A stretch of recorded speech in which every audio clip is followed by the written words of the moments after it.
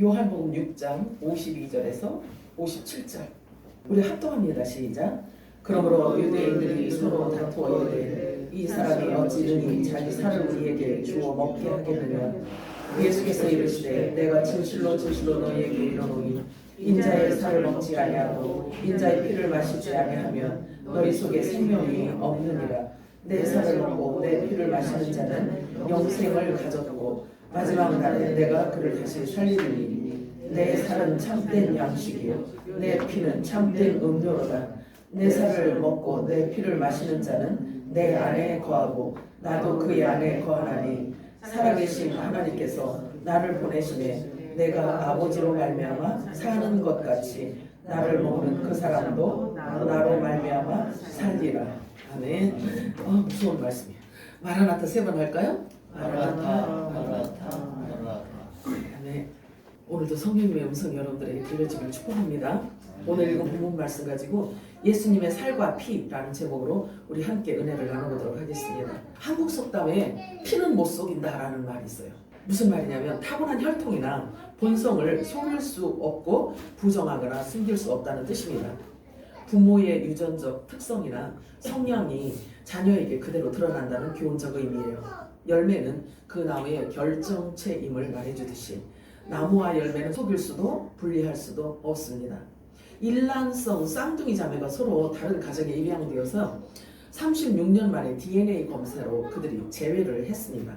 그런데 그들은 옷차림도 비슷하고 헤어스타일도 비슷하고 학교 졸업 사진 포즈까지 거의 동일하게 거의 도플갱어로 불리울 만큼 그렇게 같았다는 거예요.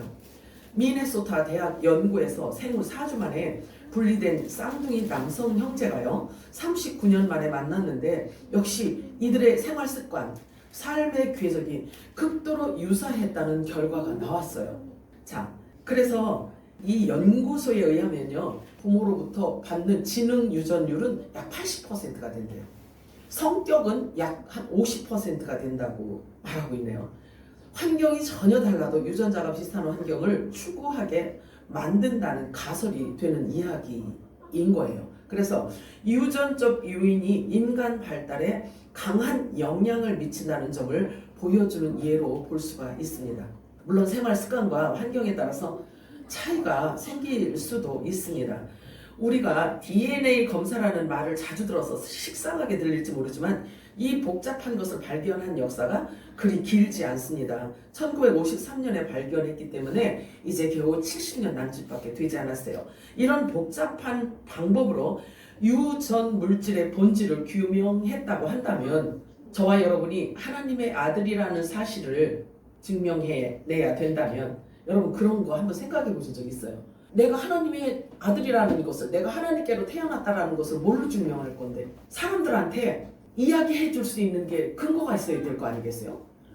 뜬구름 잡는 것처럼 나는 하나님의 아들이야. 왜 그러냐면 새물교회 갔더니 김현순 목사가 그랬어. 이렇게 갖고 되는 게 아니에요. 여러분 생각을 해보셔야 돼요. 무엇을 근거로 해서 그 사실을 믿고 계신가요? 여러분들이 나는 하나님의 아들이 분명해.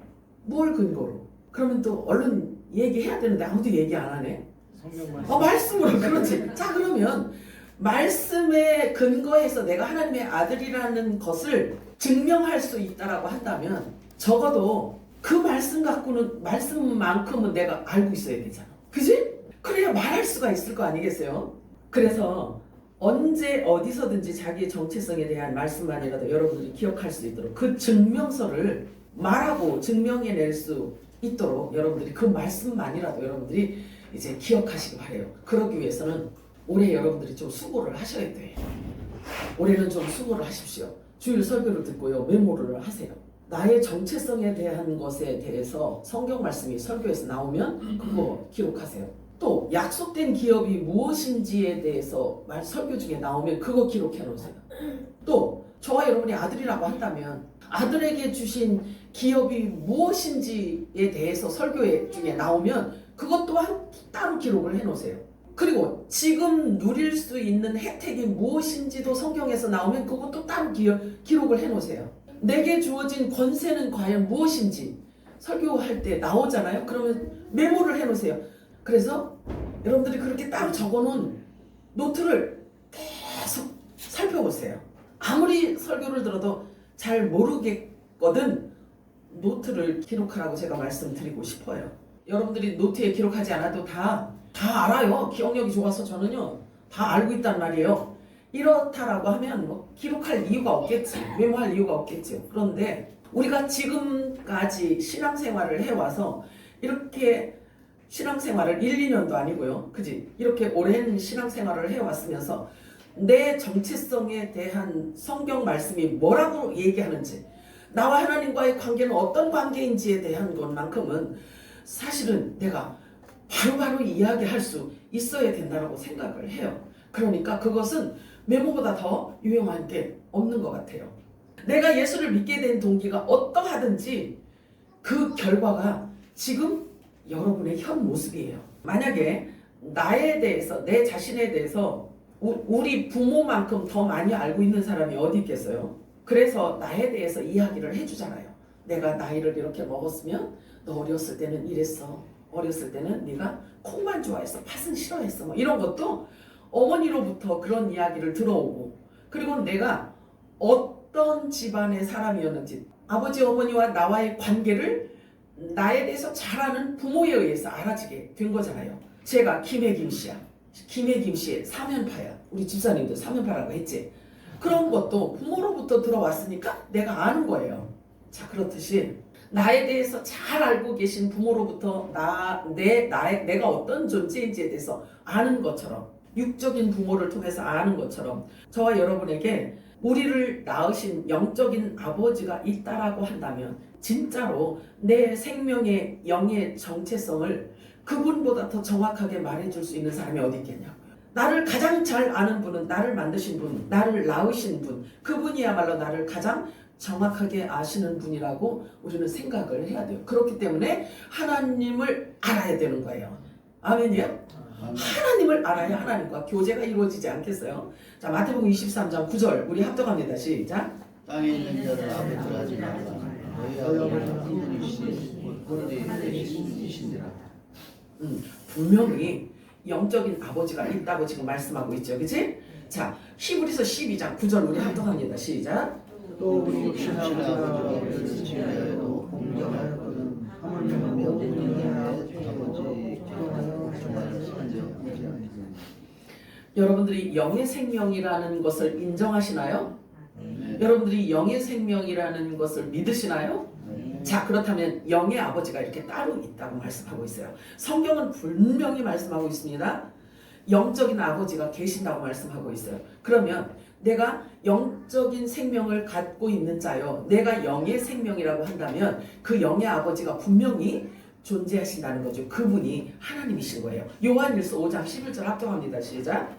또 증거는 이것이니 하나님이 우리에게 영생을 주신 것과 이 생명이 그의 아들 안에 있는 것이다. 자, 이 뜻은 그리스도 예수 안에 우리의 생명이 있다고 해요. 그러면 예수님과 우리가 분리되어져 있지 않고 하나됨을 말씀하고 있는 겁니다. 그렇잖아요. 우리의 생명이 예수 그리스도 안에 있으니 누가 우리의 생명을 건드릴 수 있겠냐 이거예요. 골로새 3장 3절 4절 합독합니다. 시작. 이는 우리가 죽었고 생명이 그리스도 안에 하나님 안에 주어졌으나 우리 생명이신 그리스도께서 나타나실 그때 너희도 함께 영광 중에 나타나라. 아멘. 여러분 육체가 될 정도로 이 말씀이 여러분 거가 되어져야 돼요. 우리의 생명이 하나님 안에 감춰져 있다고 말씀을 하고 있어요. 무슨 뜻일까요? 하나님의 말씀 안에 우리의 정체성과 하나님께서 약속하신 내가 받을 유업과 이미 받은 영생에 대한 하나님과 연결된 영적 영원한 생명, 그리고 지금도 누리도록 허락되어진 하늘의 모든 신령한 복과 하나님의 아들이라는 DNA가 감춰져 있다라는 이야기예요. 말씀 안에 이게 다 감춰져 있다라는 이야기죠. 그렇다면 하나님의 말씀을, 성경을 덮어놓고 믿을 수가 있을까요? 열어야 믿을 수 있을까요? 반드시 열어야 되는 거예요. 열어서 눈으로 확인하고 인지해야 되는 거예요. 근데 잘 안 믿어져. 그러면 계속 암기하고 기억하고 생각하고 그것을 내 거로 만들어야지만 되는 거예요. 아멘이에요? 아멘.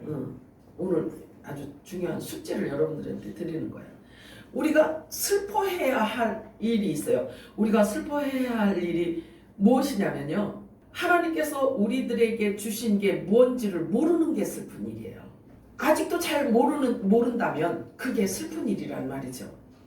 그런데 괜히 아무것도 모르면서 기뻐한다라는 것은요, 그거는 허상을 쫓는 거예요.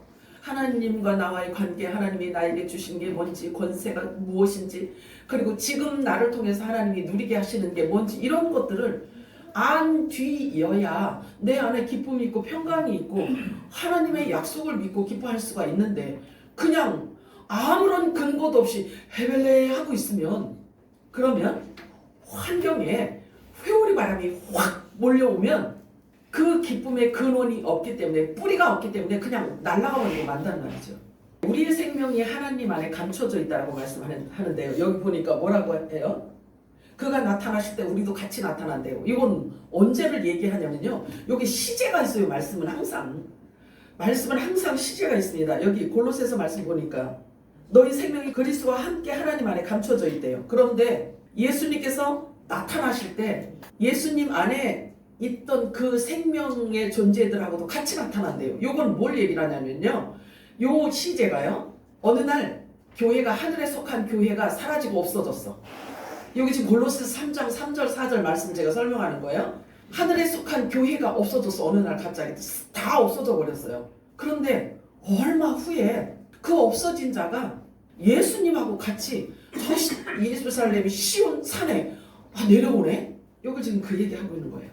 그러면 성경은, 하나님 말씀 안에는요, 그냥 문자적인 것만 그냥 책 읽듯이 이렇게 넘겨갖고는요, 모르는 말씀들이 너무 많아요. 이게 지금 그 얘기라고요. 너의 생명이 그리스도 안, 너의 생명이 하나님 안에 감춰져 있느니라. 그런데 그 감춰져 있는 자가 어느 날 예수님하고 같이 다시 온대.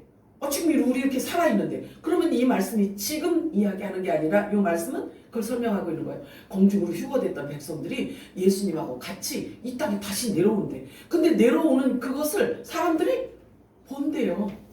하나님의 말씀은 이렇게요. 이중적인 예언뿐만 아니라 엄청난 한 절 안에도 지금 이게 몇천 년 사이를 지금 두고 있는 거예요. 그렇다고요. 하나님 말씀은. 그래서 그냥 대충이 내가 세상에서 배운 지식 갖고 되어지는 게 아닌 거예요. 성령이 임하여 주셔야만 이 말씀을 열어주실 수가 있는 거예요. 하나님 안에 감춰져 있다. 그 생명의 말씀을 찾아서 여러분들이 붙들고 있어야 되는 거죠. 그래서 이렇게 이 말씀 자체는 공중으로 올려갔던 자들이 예수님하고 같이 지상으로 온다, 이런 이야기를 말하고 있는 거예요.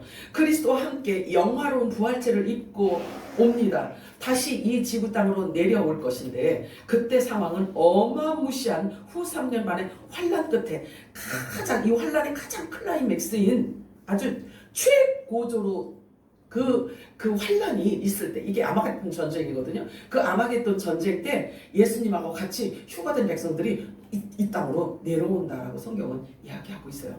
여러분들의 혼의 생명이, 이런 말씀이 이해가 되어지지 않아도 성경은 그걸 얘기하고 있어요.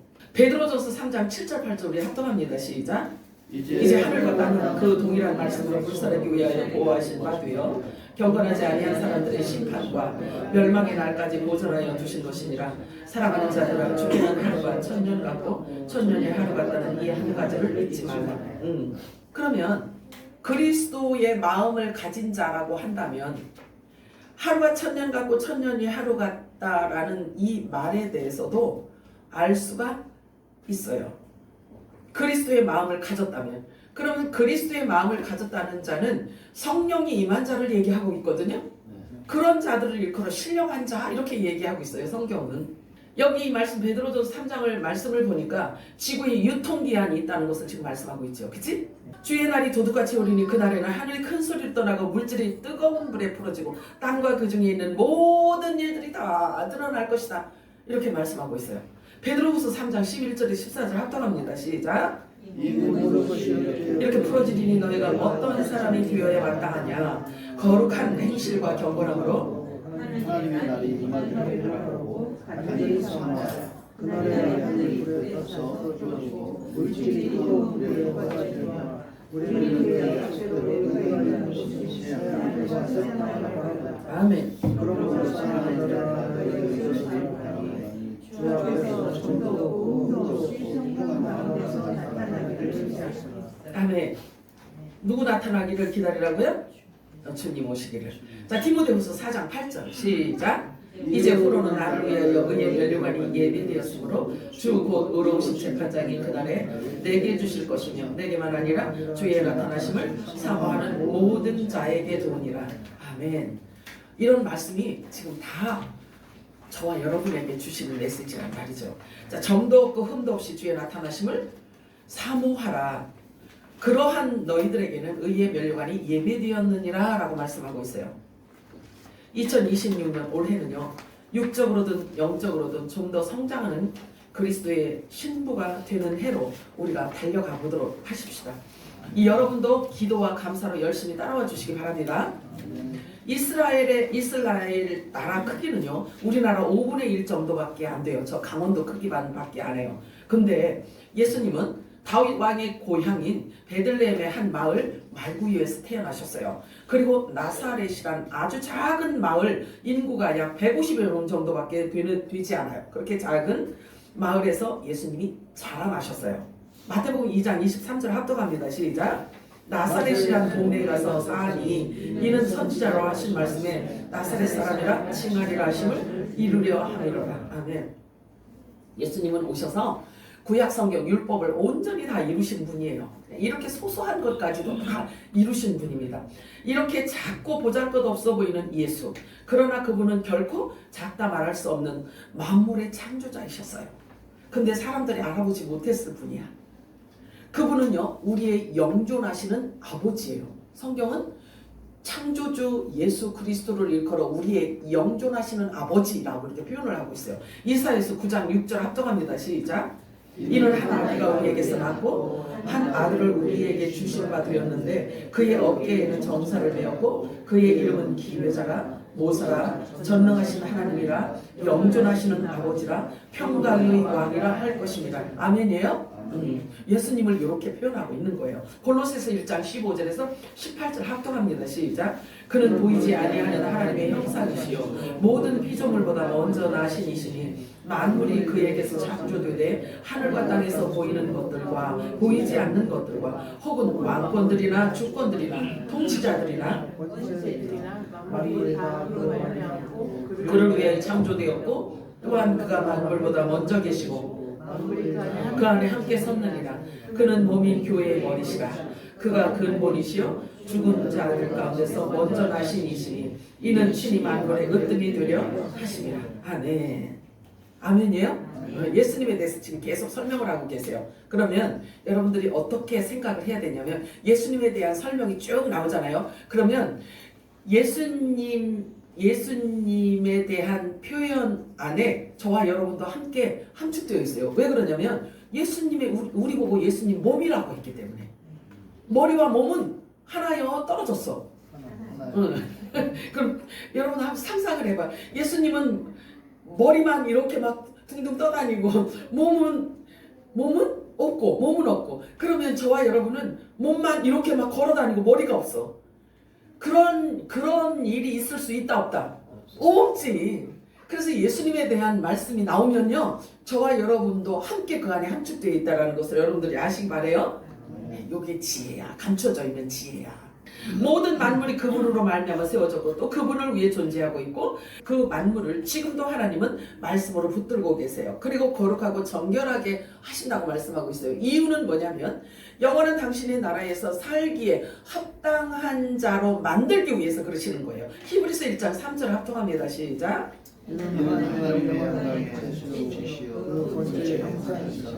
그의 말씀으로 저를 정결하게 하는 것이고 높은 곳에 계신 크신 분의 우편에 앉으셨습니다. 이 말씀이 그러면 예수님에 대해서 말씀하고 있잖아요. 그치? 그러면 예수님에 대해서 말씀하고 있는데 지금 하나님 보좌 우편에 앉아 계신다고 하는데 도대체 성경에 그러면 저와 여러분도 하나님 예수님하고 같이 그곳에 있다라고 해야 한다면 성경에 그 말씀이 기록되어져 있어야 되나요? 없어도 되나요? 있어야 되잖아요. 그지? 네. 있을까 없을까? 있어요. 있지. 그래서 확증하는 거예요. 그래서 성경이 성경을 확인해 주고 있어요. 성경이 성경을 풀어줘요. 그리고 성경이 성경을 인정해 주는 거예요. 동의해 준단 말이죠. 그래서 짝이 있다라고 이렇게 표현을 합니다.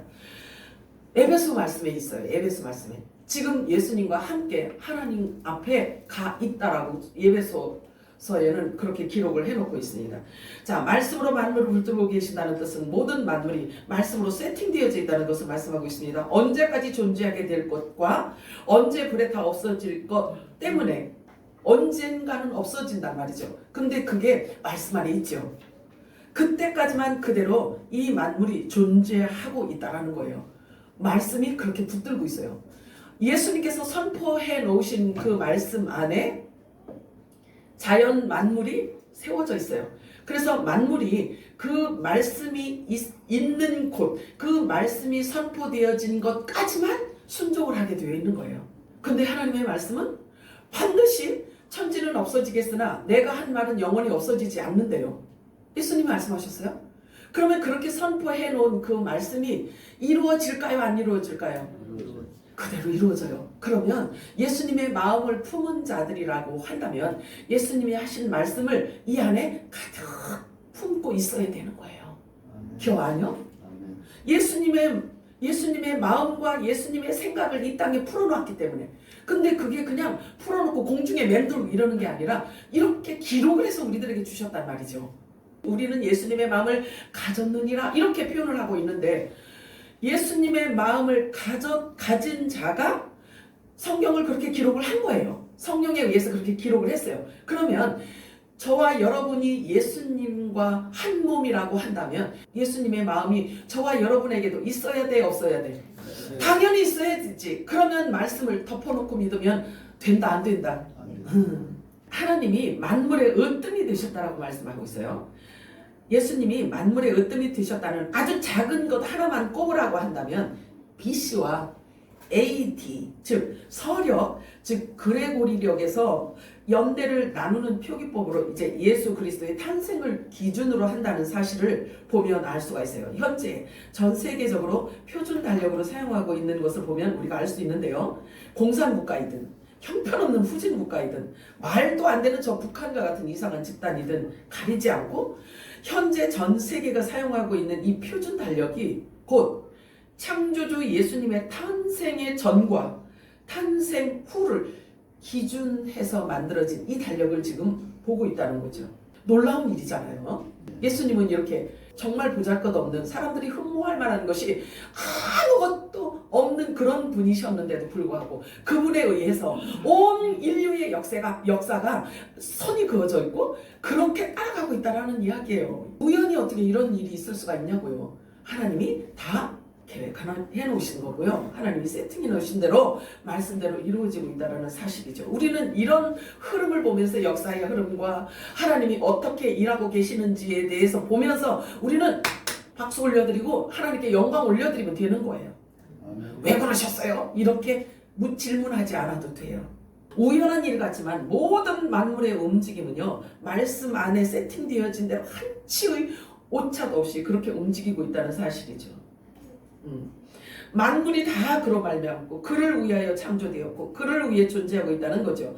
어느 정해진 그날에 하나님께서요 하늘 보좌에서 일어나실 거예요. 그리고 공중으로 친히 내려오실 거란 말이죠. 보좌에서 공중으로 임하실 거예요. 그때는요 만물이 움직이게 될 거예요. 제가 무슨 말씀을 드리고 싶어서 이렇게 서론이 길었냐면 피는 못 속인다 이야기하고 싶어서 이렇게 길게 왔어. 피는 못 속여. 여러분 잘 따라오고 계시죠? 너희가 그리스도와 함께 다시 살리심을 받았다면 어디 것을 찾으라? 위의 것을 찾으라. 그곳에 부활하신 예수님이 우리의 몸을 갖고 가 계신 분이기 때문에 그렇습니다. 거기는 그리스도께서 하나님 우편에 앉아 계시느니라. 위의 것을 생각하고 땅의 것을 생각하지 말라. 쇠붙이가 있잖아요. 쇠붙이는요 모래나 아니면 진흙 속에 아무리 숨겨져 있다 해도요 자석을 갖다가 대면요 걷더니 쇠붙이를 통해서 이렇게 끌어올릴 수가 있어요. 하나님은 당신 안에 있는 영의 생명들을 이 자석보다 못하겠어요? 훨씬 놀라운 방법으로 하나님의 유전자가 있는 자들을요 아주 쉽고 간단한 방법으로 하나님께서 끌어올리실 거란 말이죠. DNA 유전자가 얼마나 신비롭냐면요. 어떤 사람이 20대에 민물 새우를 먹었어요. 20대에. 그랬는데 민물 새우를 먹고요. 두드러기가 확 몸에 일어났어요. 그것도 한 번 딱 일어났어요. 그런 경험이 있었는데 나이를 먹어서 장가를 가서 아기를 낳았어. 아기를 낳았어요. 근데 아기가 컸어 이제. 얼마나 시간이 많이 흘렀냐고요. 근데 그 아기가 민물새우 튀김을 먹고 이제 온 몸에 두드러기가 막 잔뜩 났어. 그러면 둘 중에 하나잖아요. 그게 상해서였든지 아니면 유전자에 의해서였든지 그렇잖아요. 근데 유전자에 의해서 그랬어요. 유전자가 그렇게 신비하다니까요. 내가 이 이야기를 왜 자꾸 하냐면 우리 안에 예수의 유전자가 있단 말이에요. 예수의 유전자. 그럼 예수의 유전자가 있다라고 한다면 우리가 어떻게 달라질까? 예수 닮아가지. 당연하지 않겠어요? 막 태어나면 영적으로 우리가 영적으로 막 거듭나서 태어나면 아직 혼에 의해서 살았던 이 습관이 있기 때문에 거듭났는지 안 났는지 잘 몰라.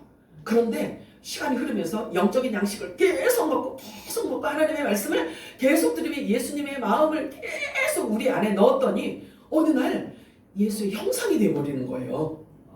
예수의 형상이 온전하게 이루어지잖아요. 그러면 성경은 그걸 뭐라고 얘기를 하냐면 하나님의 사랑이 그 사람 안에서 완전하여졌다 이렇게 얘기해요. 그러면 하나님의 사랑이 내 안에서 완전하여지면 내게서 뭐가 나오냐면 긍휼이 나와. 하나님의 긍휼이 나와요. 사랑이 완전해지면. 긍휼은 그래서 사랑보다 사랑의 열매라고 할 수 있어요. 긍휼은. 이해가 되세요? 응. 그렇게 예수 닮은 사람, 예수의 형상으로 우리를 그렇게 바꿔간다는 거죠. 우리가 머리띠 딱 두르고 예수 닮자. 자, 이제 예수 닮자. 그러기 위해서는 우리가 40일 금식을 해. 40일 금식하다 죽으면 어떡하려고. 하나님이 책임 안 지면 죽는데 어떡하려고. 그래 갖고 되는 게 아니오. 영적인 양식 예수 그리스도 하나님의 말씀이 우리 안에 입고 또 입혀주고 또 먹고 할 때 그 말씀이 우리를 그렇게 변화시켜 가는 거예요. 저와 여러분이 하나님께로부터 난 자가 분명하다면 반드시 하나님의 유전자가 저와 여러분 몸에 지금 흐르고 있다는 사실이죠. 요한일서 3장 8절에서 10절 합독합니다. 시작. 죄를 지은 자마다 마귀에게 속하나니 마귀는 처음부터 범죄한 자 하나님의 아들이 나타나신 것은 마귀를 멸하려 하십니다.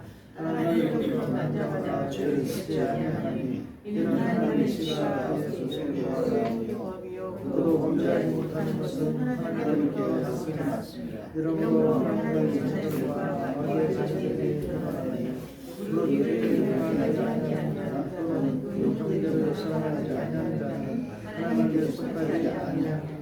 특별히 새물교회에서 성경 공부하러 오세요 이렇게 하지 않는 이유가 뭐냐면요. 정말 중요한 엑기스를 제가 주일마다 주보에 3장, 4장씩 제가 삽입해서 여러분들한테 드리잖아요. 그래서 성경 공부하러 오지 않아도 돼요. 생명은 공부해갖고 되는 게 아니거든요. 그래서 성령의 음성으로 듣고 그 말씀이 내 속사람이 아멘 할 그때에 말씀과 여러분이 일치가 하나가 딱 되는 거예요. 그래서 말씀이 육신이 되는 겁니다. 그래서 하나님의 신의 성품에 동참한다, 참여한다 이렇게 얘기하는 거예요. 그러면서 하나님과 하나가 되는 거죠.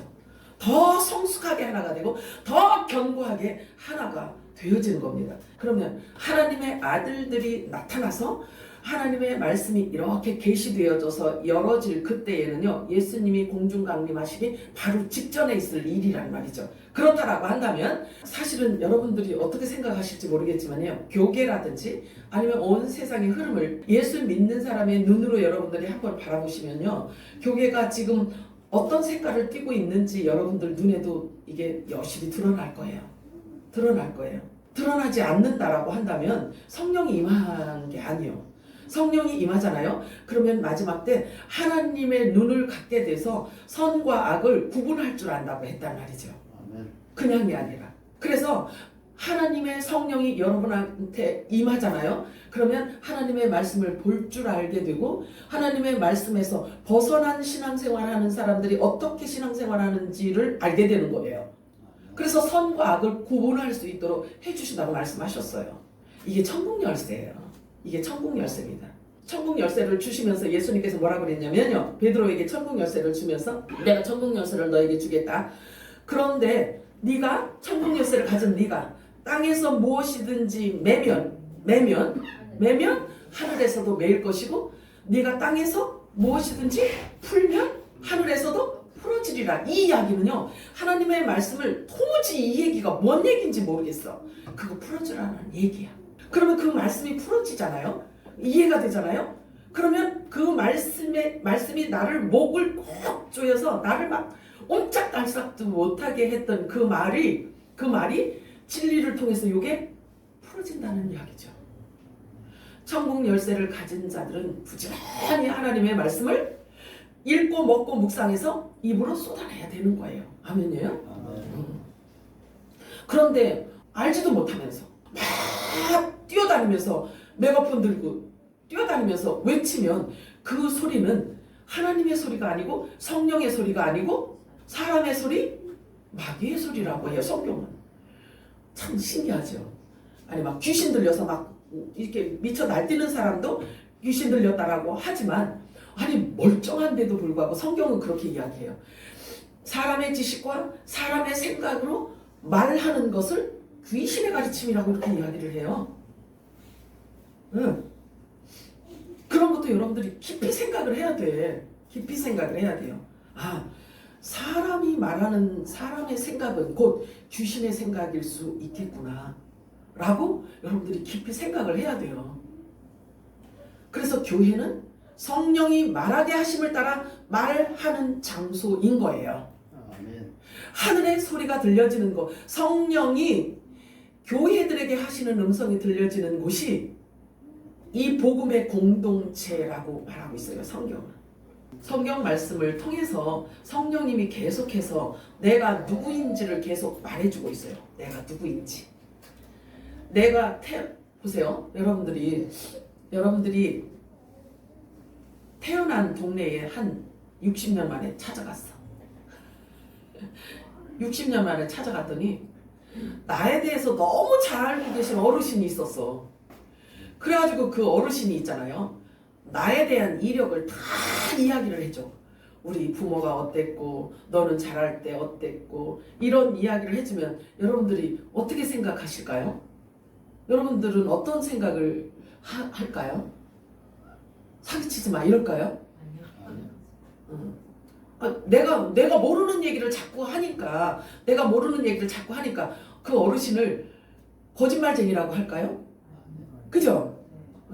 내가 그분이 어떤 분인지에 대해서 알고 있기 때문에 처음부터 우리 동네에서 오래도록 살던 분이야.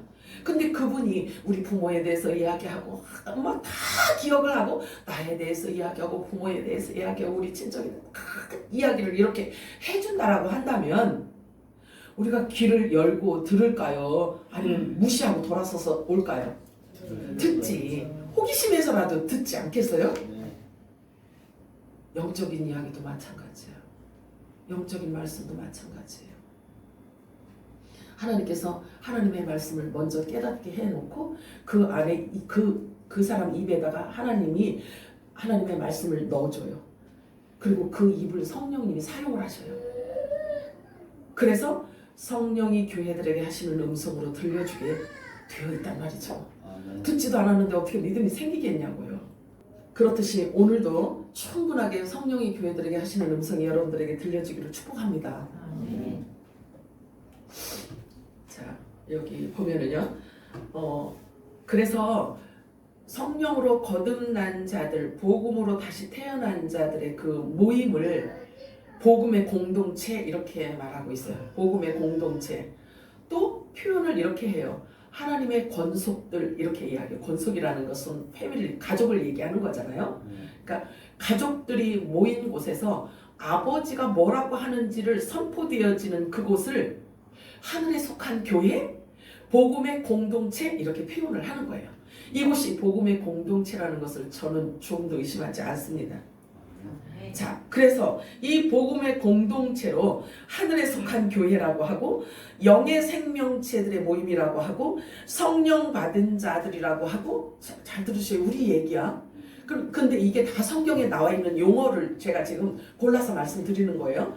성령 받은 자, 또 하나님의 후사, 또 유업을 이을 자, 약속된 자, 하나님하고 약속된 자, 그리스도의 지체, 신부, 빛의 아들들, 복음의 아들들, 바알에게 절하지 않은 7천인, 고운 가루, 저와 여러분은 고운 가루래요. 고운 가루, 슬기로운 5처녀, 거룩한 떡덩이, 남자의 부활 생명. 저와 여러분이, 우리 이 집사님 여자인데도 성경은 우리 이 집사님한테 뭐라 그러냐면 남자의 부활 생명 이래요. 남자의 부활 생명이래요. 그 다음에 요셉의 한단, 요셉의 후손이래요. 이 집사님이 요셉의 후손이, 요셉이 언제 태어났던 사람이야?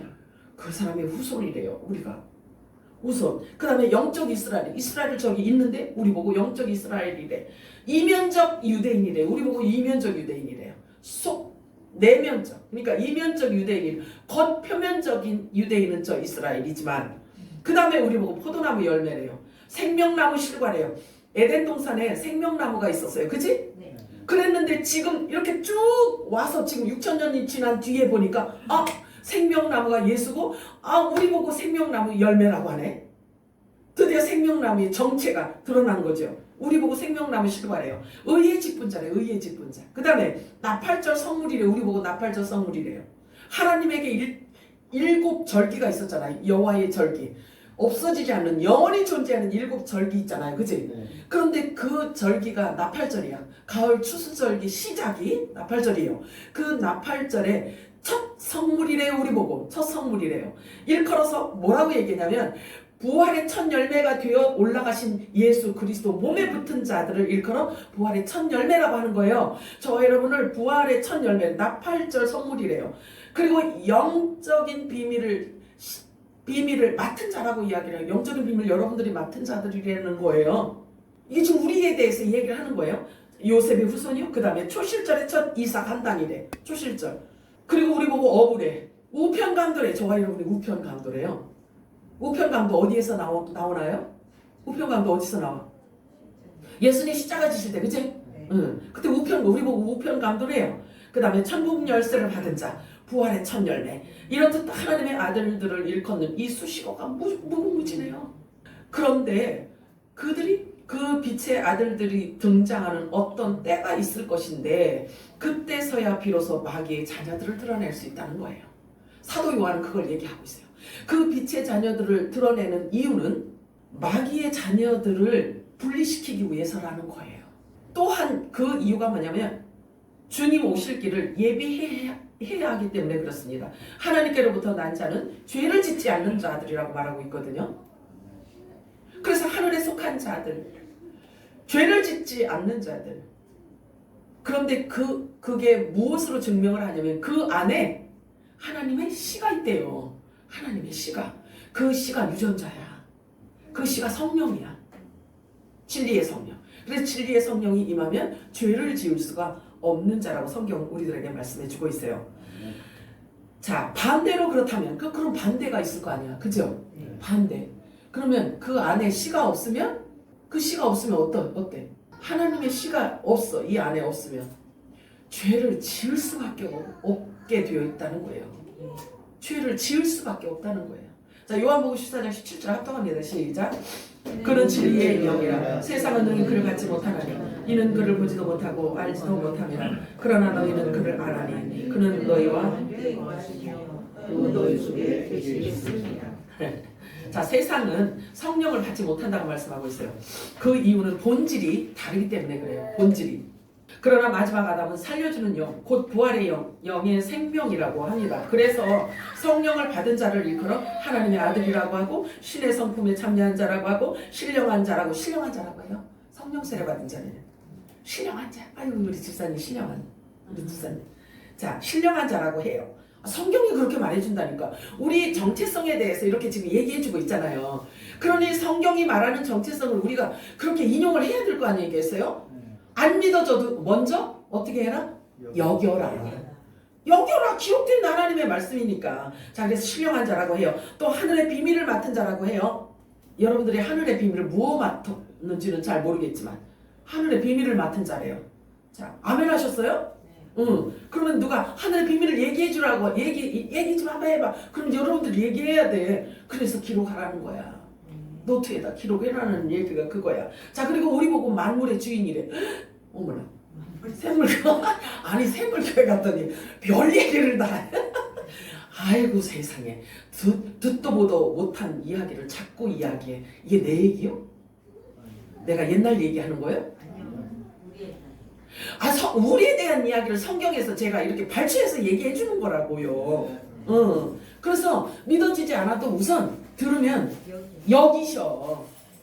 기억을 하고 자꾸 여러분들이 그 말씀을 자꾸 먹고 하면 그 말씀이 육신이 된다고 여러분 거가 된단 말이죠. 그래서 제가 적으라고 말씀을 드리는 거예요. 그리고 우리 보고 일컬어 눈먼 소경을 보게 하는 자. 우리 소경 뜨게 하는 자. 소경을 눈 뜨게 해주는 자래요. 우리 보고. 자, 그 다음에 포로된 자를 놓아주는 권세를 받은 자라고 해요. 우리가. 마지막 대희년인 은혜를 선포, 자유를 선언해 주는 자라고 우리 보고. 우리가 나팔수래요. 그래서 자유를 선언해 주래요. 그 권세를 받은 자라고 지금 말씀하고 있어요. 성경은. 이러한 모든 것들을 여러분에게 이미 주셨다는 거예요. 이미 주셨다는 거예요. 그리고 여러분이 이것을 얼마나 누리고 계신지는 잘 모르겠지만 성경은 정확하고 분명하게 그렇게 말씀을 하고 있어요. 자, 마태복음 16장 19절을 합동합니다. 시작.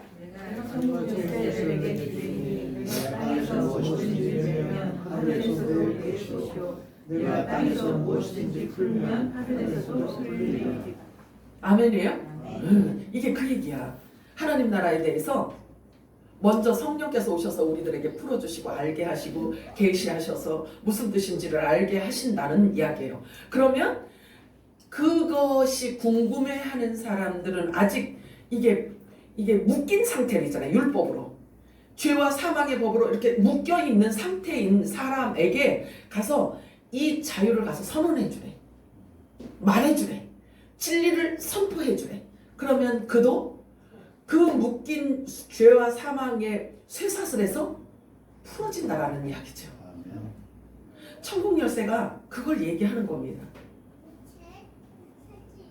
이 천국 열쇠라는 그래서 진리의 성령을 의미하고 있어요. 하늘의 비밀을 맡은 자에게 주어지는 묻고 푸는 권세를 말하고 있습니다. 심지어 누구의 죄든 성경에 보면요. 성령 받은 자들에게 뭐라고 얘기까지 하시냐면 예수님이 말씀하셨다니까. 예수님께서 네가 누구의 죄든지 사하면 사하여질 것이요 그대로 두면 그대로 있게 된다. 이렇게 말씀하고 있습니다. 이 말이 여러분 어떻게 보여지고 어떻게 들려지는지 모르겠지만 나하고 상관없는 것처럼 하면 그 말씀을 여러분들이 누리질 못해요. 올해는 부지런히 여러분들이 성숙해지기를 바라요. 하나님께서 우리들에게 말씀해 내 입을 열라 내가 채우리라 말씀하십니다. 그가 오시면 성령이 오시면 너희 배에서 생수의 강이 넘쳐날 것이다 라고 예수님 말씀하셨잖아요. 약속하셨잖아요. 그렇잖아요. 그러면 우리에게 성령이 임하신다면 하늘의 모든 보화가 열리는 거죠. 하늘의 보화가 어디 있어? 성경에 기록되어져 있잖아요. 그것을 여신다는 거죠. 하나님의 깊은 것까지도 통찰하시는 그런 능력이 임하기 때문에 하늘의 모든 감춰져 있는 것들을 드러내줄 수 있다는 거예요. 그래서 이거 보고 천국 열쇠를 가진 자라고 합니다.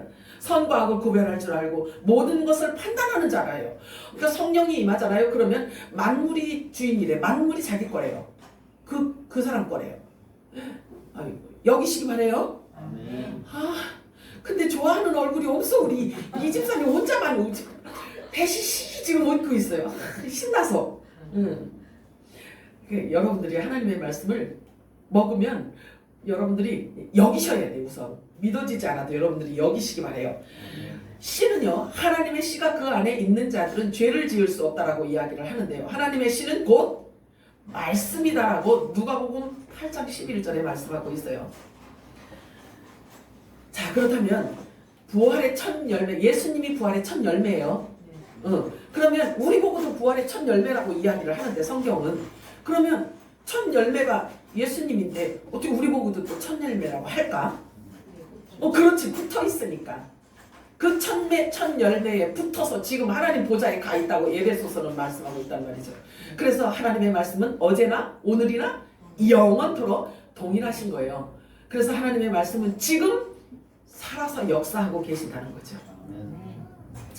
저 이스라엘을 성경에 보잖아요. 성경은 66권으로 이제 66권으로 되어 있는데 크게 나누면 세 부류로 나눌 수가 있어요. 첫째, 창조론, 구원론, 종말론, 이게요. 이렇게 나누면 돼요. 이렇게 구성되어 있어요. 그래서 예수님께서 말씀하신 나는 알파와 오메가다. 나는 처음과 마지막이다. 시작과 끝이다. 이렇게 말씀하고 있죠. 이 지구 땅은 유통기한이 있음을 말하고 있는 거예요. 이게 나는 시작과 끝이다라는 뜻이. 자, 저 이스라엘을 성경에 보면은 저 이스라엘을 나치판으로 사용하고 계세요. 하나님의 시간표로 사용하고 있습니다. 하나님의 시계는 거의 멈추기 직전에 있어요. 지금요. 이스라엘에서 일어나고 있는 엄청난 일들이 있는데요. 이게 언론에서 이야기해주지 않기 때문에 사람들이 무슨 일이 있는지 지금 모르고 그냥 아무 일도 없는 것처럼 이렇게 지나가는 것 같지만 절대 그렇지 않아요. 적그리스도를 위해서 저 이스라엘은요 제3성전을 지금 목매고 있어요. 아주 제3성전을 짓기 위해서요 200% 지금 완성해 놓고 있다는 말이죠. 그래서 누군가가, 그게 누굴까요? 누군가가 제3성전을 지을 수 있도록 딱 한마디만 하면요 2달에서 3달 안에 완벽하게 지을 수 있는 모든 것들이 지금 다 200% 이상이라고 해요. 200% 전부 다 완비되었다라고 합니다.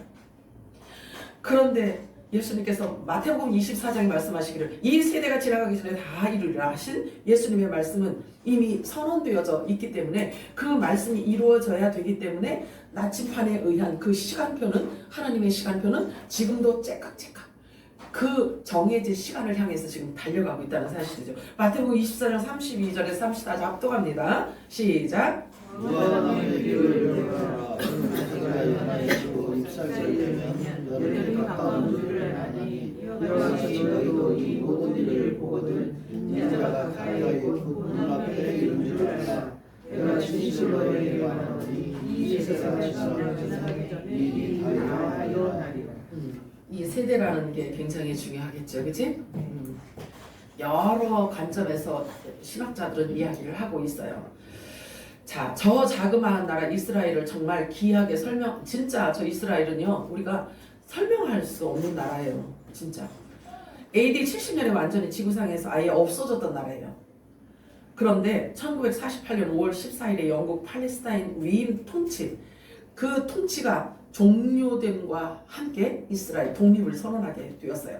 그래서 1900여 년 동안 이 지구상에 어떤 나라가 한순간에 한 시간 내에 세워진 거예요. 예수님께서 말씀하시기를 무화과나무 비유를 배우라. 즉 이스라엘을 보면서 너희들은 나의 시간표를 확인해라. 이렇게 말씀하십니다. 그리고 유대인들이 계산하는 한 세대를 시편 기자는 다음과 같이 말하고 있어요. 시편 90편 10절 읽어볼까요? 시작. 우리의 연단과 시험이 강건하면 80이라도 그 열심히 가장 수고와 슬픔뿐이요 신속기간이 우리가 날아간나이다. 오늘 갑자기 이 메시지가 보였어요. 자, 이스라엘이 독립된 지 올해가 벌써 78년째 되는 해예요. 올해가.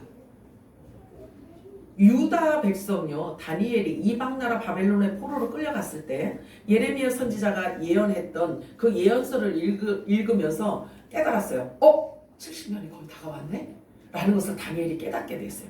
그래서 그때 바로 무릎을 꿇었어요.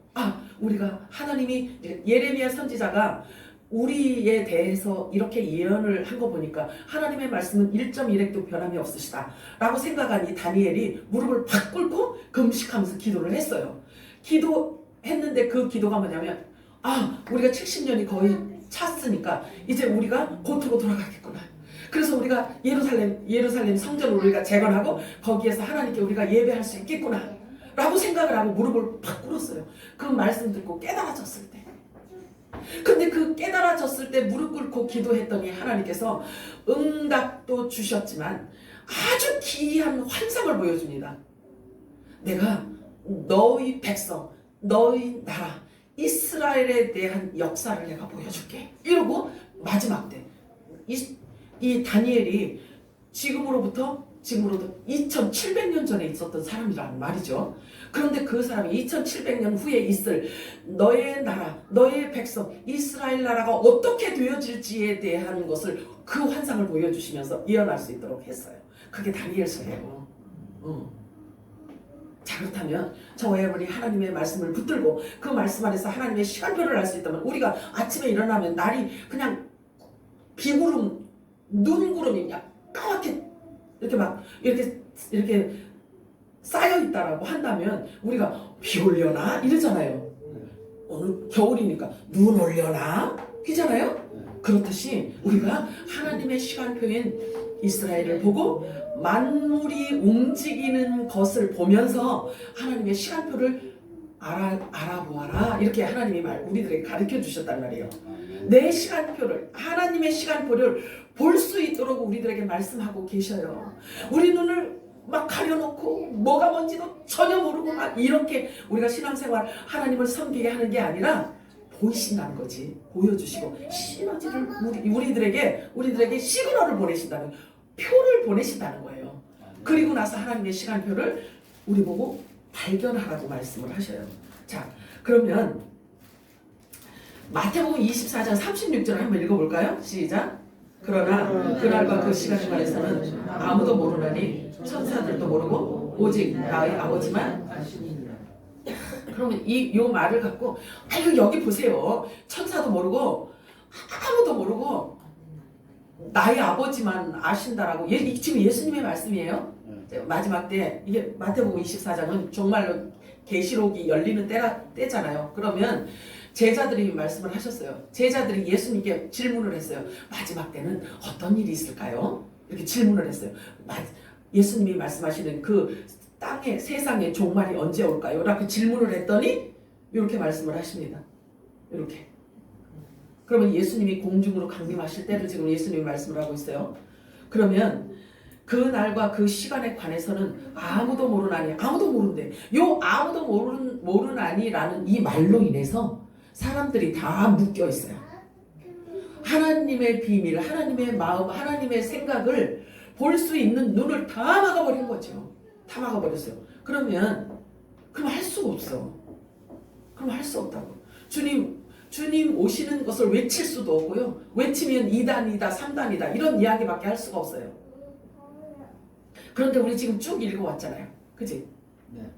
그러면 빛의 아들들에게 마지막 자유를 선언하라고 그 사명을 가진, 의의 직분을 가진 자들, 비밀을 맡은 자들에게는 이 말씀도 당연히 깨닫게 하시겠죠? 아멘. 다만 시간에 관해서는 모른대. 시간에 관해서는. 저녁에 7시에 주님이 공중 강림하시고 휴거가 몇 월 며칠 저녁 7시에 휴거 사건이 있대. 이 말하면 그러면 10단이야. 자, 그러면 10단이야. 그러면 말씀에서 벗어나잖아요. 그치? 자, 그렇다면 요 뒤에 딱 하니까 천사도 몰라. 천사도 피조물이라고 했잖아요. 그치? 그러면 영적인 비밀을 천사가 알까 뭘까? 몰라요. 자, 그러면 천사도 모른대. 피조물이니까 모르지. 그러면 저와 여러분은 어떻게 알아? 우리가 어떤 생명이라고 그랬어요? 영의 생명이라고 그랬잖아. 영의 생명은, 그 영은 창조의 영을 말해요. 하나님의 영으로 우리가 만들어졌기 때문에 창조의 영으로 우리가 다시 태어난 영의 생명들이라는 말이죠. 그냥 이 흙으로 지어진 이런 피조물이 아니에요, 우리는. 자, 그러면 예수님 뭐라고 그랬어요? 나와 아버지는 하나다라고 했죠. 그러면 예수님이 요 안에 그 비밀을 숨겨놨어. 여기다 탁 숨겨놓고 있지. 예수님의 신부들에게만, 예수님의 몸, 지체들에게만 요것을 깨달을 수 있도록 하시는 거하고 똑같아. 그리고 요거 보고 감춰졌다고 하는 거예요. 요거 보고 숨겨졌다 이렇게 표현을 하는 거예요. 나와 아버지는 하나래. 그런데 성경에 보면 있잖아요. 아버지와 아들과 성령과 신부가 하나래. 이렇게 말씀하고 있어요. 나머지 해석은 여러분들이 알아서 하셔. 자, 여기 있네. 내가 여기다 기록했네. 요한복음 14장 20절 우리 합독합니다. 시작. 그날에는 내가 아버지 안에, 너희가 내 안에, 내가 너희 안에 있는 것을 너희가 알리라. 자, 그리스도의 그리스도의 마음을 가진 자들에게 이렇게 표현하고 있는 거예요. 성령이 임하여 하나님의 모든 비밀을 맡은 자, 그리고 하나님 나라에 대해서 알고 아버지의 마음을 알고 있는 자들에게 지금 이런 표현을 하고 있는 거예요. 그러면 우리가 그리스도의 마음을 가졌고 요 말씀대로라면, 자, 요 말씀대로라면 그날이 언제일까? 그러면 여러분들에게 그날이 언제인 것 같으세요? 그날에 하나님이 내 안에 있고, 내가 하나님 안에 있고, 내 안에 예수가 있고, 내 안에 성령이 있고, 내 안에 하나님의 나라가 임했고, 이것을 알 수 있는 때가 있대. 근데 그날이래. 이 그날이 여러분들한테 그날이 언제예요? 이 그날이 분명히 찾아와, 안 와? 오지. 그러면 그날이 언제예요? 그렇지. 성령이 임하는 날을 얘기하는 거예요.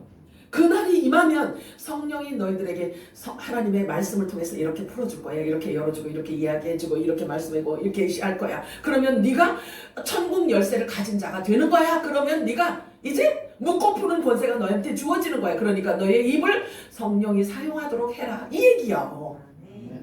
자, 히브리서 2장 11절 시작. 거룩하게 하시는 이와 거룩하게 함을 입은 자들이 다 그런 자들이라. 이게 우리 옛 주소예요. 영원전에 저와 여러분의 주소예요. 주소. 이거 잊어버리시면 안 돼. 히브리서 2장 11절 말씀. 이 우리 영적인 주소입니다. 자, 그래서 우리가 한 곳에서, 한 근원에서, 한 장소에서, 하나에서 예수님하고 같이 있었대. 그래서 그 같이 있던 자들이 이렇게 2000년 후에 예수님이 뿌려놓은 씨에 의해서 저와 여러분이 이 땅에 지금 이렇게 존재하고 있는 거죠. 왜 우리가 육체로 이렇게 사는 게 필요하냐면, 부활의 생명, 예수님처럼 부활의 생명을 입고 영원히 살 수 있는 그런 우리의 영체를 입어야 되기 때문에 지금 육체라는 껍데기 안에, 이 장막 안에 실제 영의 생명이 우리 안에 들어와 있는 거예요. 아멘이죠? 하나님은 우리 안에 있는 그 영의 생명에 관심이 있지, 우리 여기 지금 막 이렇게 막 어디 막 수술해서 예뻐지고 이런 게 하나님이 관심이 있는 게 아니에요. 우리 속사람에게 관심이 있는 거예요. 그 유전자거든요. 그게 하나님의 유전자고, 그게 창조의 영으로 다시 태어난 그 생명이기 때문에 그런 거예요. 그래서 한 근원에서 난 자, 곧 영원한 생명의 근원, 시작의 원천을 지금 말하고 있는 거죠. 그래서 예수 그리스도와 같은 곳, 즉 한 곳에 있었다라는 것을 지금 말하고 있어요. 자, 그래서 한 곳에 있었다라는 이야기를 하고 있는데요. 헬라어 원문에 보면 참 신기해요. 헬라어 원문에 보잖아요. 그러면 생명을 일컫는 단어가 있는데, 단어가 세 단어예요. 세 단어. 그러니까 성경에 기록되어져 있음에도 불구하고 생명을 세 부류로 나눠서 이야기를 해요. 조에라는 이 생명이라는 단어를 사용하기도 하고요. 푸시케라고도 사용을 하고 비오스라고도 사용을 해요. 이렇게 세 단어를 사용을 하는데 다 생명이야. 다 생명. 귀하죠. 근데 이 조에라는 이 단어 자체가 하나님하고 연관되어 있는 영의 생명들에게 이야기를 해요. 이 단어만. 조에. 그리고 푸시케는요. 푸시케는 혼의 생명을 얘기해요. 혼의 생명. 창조. 그러니까 첫사람 아담의 계보로 온 자들 얘기하는 거죠. 그 다음에 비오스라는 단어를 사용하는 것은요. 하나님도 모르고 거룩함도 모르고 천국이 뭔지도 모르고 하나님에도 전혀 관심 없어. 아무 관심이 없어. 그냥 오로지 먹고 자고 깨고 화장실 가고 하는 일에만 집중되어 있는 자들을 일컬어 비오스라고 이렇게 이야기를 해요. 그런데 그런 자들을 일컬어 잠언에서는 뭐라고 얘기하냐면 짐승. 잘하셔. 짐승이라고 표현을 하고 있어요. 그래서 영의 생명들은 창조의 영이에요. 영의 생명들은. 그래서 하나님으로부터 난 자 이렇게 이야기하고 있잖아요. 하나님은 창조의 영이시고 하나님은 하나님이신데, 하나님이 아들을 낳았는데 짐승을 낳을 수가 있어요? 없잖아요. 그렇잖아요. 그러니 하나님이 낳았기 때문에 하나님의 아들이라고 하는 거잖아요. 하나님의 아들. 여러분은 하나님의 아들이라고 믿어지는 사람 아멘. 그러면 하나님 아들답게 살고 말해야지. 기억 아니요. 맞아요. 맞아요. 우리 지사님 맞아요 했어요. 자, 조회, 푸시케, 비오스. 우리는 어느 생명? 조회야. 지금 하나님과 연합되어 하나 되어져 있는 지금 현재 하나님의 생명으로 누리고 사는 삶을 사는 자들의 생명을 조회라고 해요. 조회. 자, 고린도전서 3장 16절 합독합니다. 시작. 너희가 하나님의 성전인 것과 하나님의 성령이 너희 안에 계시는 것을 알지 못하느냐? 고린도전서 6장 17절 19절 20절 시작. 주와 합하는 자는 한 영이니 너희 몸은 너희가 하나님으로부터 받아 너희 가운데 계신 성령의 줄을 알지 못하느냐? 너희는 너희 자신의 자신이라 각각 산 것이 있으니 그런즉 너희 몸으로 하나님께 영광을 돌리라. 요 말씀 보세요. 주와 합하는 자는 한 영이니라. 그래서 영의 생명이라고 해요, 그렇지? 그 하나님께로부터 난 자는 하나님과 하나 된 거잖아요. 연합이 되었으니까.